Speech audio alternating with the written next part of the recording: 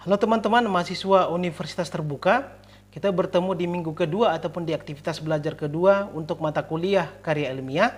Nah, di minggu kedua ini kita akan bertemu di dalam tutorial web ataupun sering dikatakan sebagai TWEB.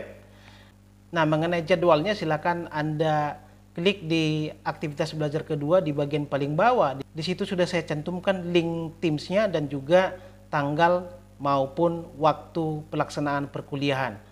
Saya berharap supaya semua mahasiswa yang ada di kelas ini mengikuti tutorial web, karena menurut peraturan yang disosialisasikan oleh UT kepada kami, bagi mahasiswa yang mengambil mata kuliah karir itu harus ikut perkuliahan TWEB.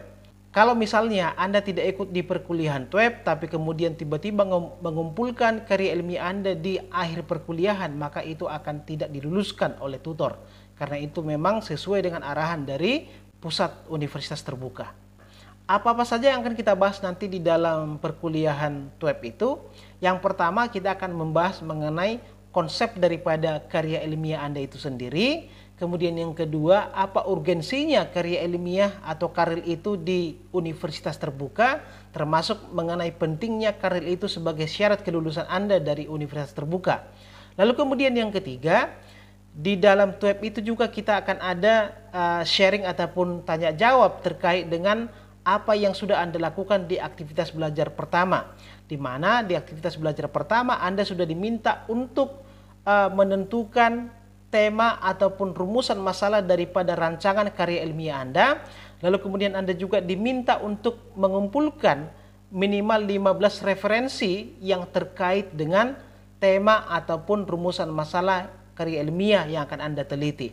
Nah, makanya saya harapkan Anda benar-benar serius di dalam TWEB itu, karena nanti kita akan ada komunikasi dua arah. Saya sebagai tutor akan memberikan saran-saran kepada Anda kira-kira bagaimana judul yang baik, bagaimana rumusan masalah karya ilmiah yang baik, dan bagaimana syarat-syarat sebuah sumber atau referensi yang layak dijadikan sebagai referensi ilmiah untuk karya ilmiah.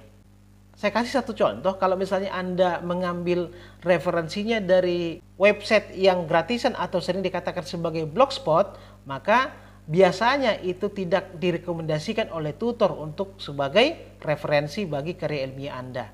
Makanya kemudian upayakan ada jurnal, buku, maupun berita-berita dari media yang sudah memiliki nama yang baik di dalam proses pemberitaan, sehingga kadar daripada referensi Anda itu akan sangat terjaga, dan itu juga akan mempengaruhi kepada penelitian yang akan Anda lakukan. Kemudian sekali lagi saya tekankan kepada teman-teman bahwa di awal-awal perkuliahan ini Anda harus benar-benar serius di dalam menentukan tema ataupun rumusan masalah karya ilmiah Anda.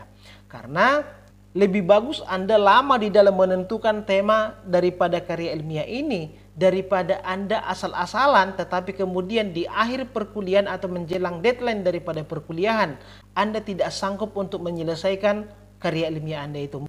Mungkin karena kekurangan referensi ataupun data-data yang terkait dengan tema yang Anda teliti. Makanya mulai dari awal pertimbangkan kemampuan Anda untuk menyelesaikan tema tersebut. Kemudian yang kedua, kemampuan Anda untuk mencari data-data yang mendukung penelitian Anda tersebut. Kemudian yang ketiga, Anda harus memastikan bahwa Anda menguasai dan menyukai tema tersebut.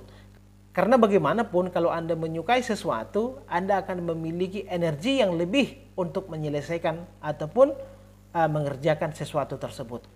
Oke, saya rasa demikian video sapaan untuk aktivitas belajar kedua ini. Semoga bisa diperhatikan dengan baik. Kita bertemu di aktivitas belajar selanjutnya. Terima kasih.